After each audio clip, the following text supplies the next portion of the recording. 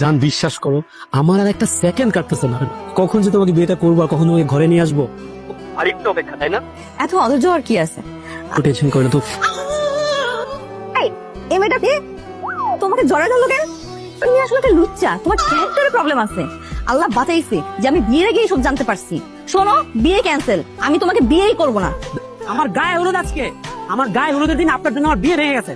আমার বউ যে আমাকে ভুল বুঝলো এখন আপনার জন্য, ওকে এখন বুঝাবে কে? আপনি তার অন্য কিছু বুঝাতে পারবে? খবরদার, আমি ফোন দিচ্ছি, আপনি কথা বলবেন। সরি, জেরিন তখন আমার সাথে ভিডিও করেছিল, জেরিন শুধু এতটুকু দেখছে যে মেয়েটা যাচ্ছে একটু আমার সাথে গায়ের সাথে ধাক্কা খাইছে, দ্যাটস ইট, এতটুকুই। আমার কথা বিশ্বাস করো প্লিজ। বিশ্বাস করবো? জেরিন ভিডিও কলে নিজের চোখে দেখেছে? ছি ছি ছি, আমার বলতেও লজ্জা করে। স্বাস্থ্যের ওই মেয়েটার কারণে কেউ এখন আমার কোনো কথা বিশ্বাস করতেছে না। একটা সেকেন্ডের মধ্যে ওই মেয়েটা আমার পুরো লাইফ ধ্বংস করে ফেলছে।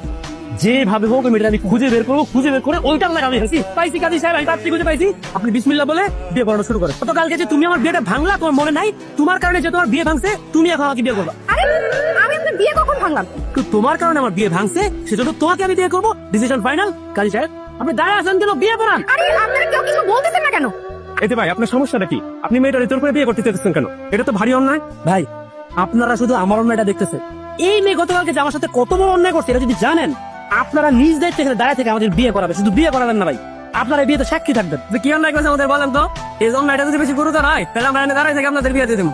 ভাই, আমি আমার বউয়ের সাথে ভিডিও কলে কথা বলতে বলতেই বাসে করে যাচ্ছিলাম। এই মেয়ে আমি আমার বউয়ের সাথে কথা বলা অবস্থায় ভিডিও কলে আইসা আমাকে ধরে ধরছে। বুঝছেন ব্যাপারটা? আপনারা বলেন, পৃথিবীর কোন মেয়ে কি মেনে নিবে তার হাজবেন্ড একটা মেয়ের সাথে এরকম জড়াজড়ি করতেছে? মেনে নিবে? মানবে না। এখন আমাকে বিয়ে কে করবে বলেন? এই মেয়েকে উচিত তো, যেহেতু তার কারণে বিয়ে ভাঙছে, তার এখন উচিত না আমাকে বিয়ে করা? এই মেয়ে যেহেতু আপনার বিয়ে ভাঙছে, তার একটা স্পষ্ট বোঝা যাইতেছে এই মেয়ে আপনার বিয়ে করতেছে। আরে কেন বিয়ে করতে চাবো? আমি তো ওনাকে চিনি না।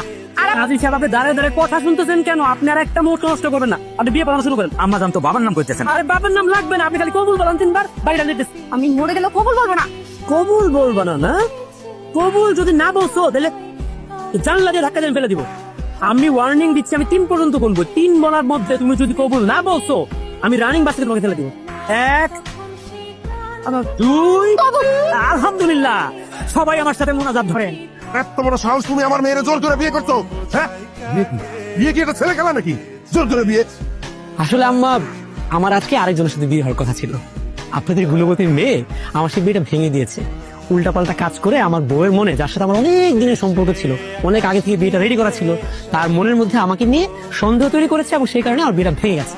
আমি চিন্তা করলাম, যার কারণে বিয়েটা ভেঙেছে, যার কারণে আমার জীবনটা ধ্বংস হয়ে যাচ্ছে, তার জীবনটা একটু ধ্বংস করে দিই, তাকেই বিয়েটা করি। সেই কারণে আপনার মেয়েকে জোর করে বিয়ে করে ফেলেছি। ও যে তোমার বউ, কোনো প্রমাণ আছে? জোর করে বিয়ে করছে আর এখানে এসে বাড়াবাড়ি করতেছে, লজ্জা শরম নাই? এই